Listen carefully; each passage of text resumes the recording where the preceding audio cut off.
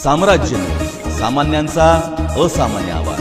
निवडणुकीच्या पूर्वसंध्येला कायदा व सुव्यवस्था अबाधित राखण्यासाठी पोलीस अधीक्षक अतुल कुलकर्णी, अपर पोलीस अधीक्षक प्रीतम यावलकर, उपविभागीय पोलीस अधिकारी संकेत देवळेकर यांच्या मार्गदर्शनाखाली मंद्रुप पोलीस ठाण्याच्या पथकाने सहाय्यक पोलीस निरीक्षक मनोज पवार, पोलीस उपनिरीक्षक राज डांगे, श्रेणी पोलीस उपनिरीक्षक रवींद्र चव्हाण, पोलीस कॉन्स्टेबल अशफाक यांनी प्रभावी कारवाई करत अवैध दारूची वाहतूक करणारे इसमास रंगे हात पकडले।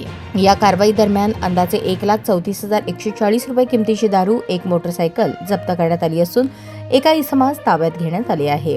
मंद्रुप पोलीस ठाण्याचे अधिकारी व अंमलदार हे परिसरात गस्त घालत असताना मिळालेल्या गोपनीय माहितीनुसार संशयित वाहनाची तपासणी करण्यात आली।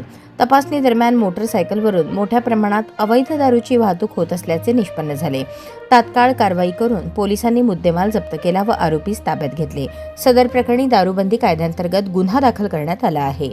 निवडणुकीच्या काळात कोणत्याही प्रकारचे बेकायदेशीर कृत्य सहन केले जाणार नाही असा इशाराही पोलिसांनी दिला। नागरिकांनी कायदा व सुव्यवस्था राखण्यासाठी पोलिसांना सहकार्य करावे, तसेच कोणतीही संशयास्पद माहिती पोलिसांना तात्काळ कळवावी असे आवाहन मंद्रुप पोलिसांकडून करण्यात आले आहे।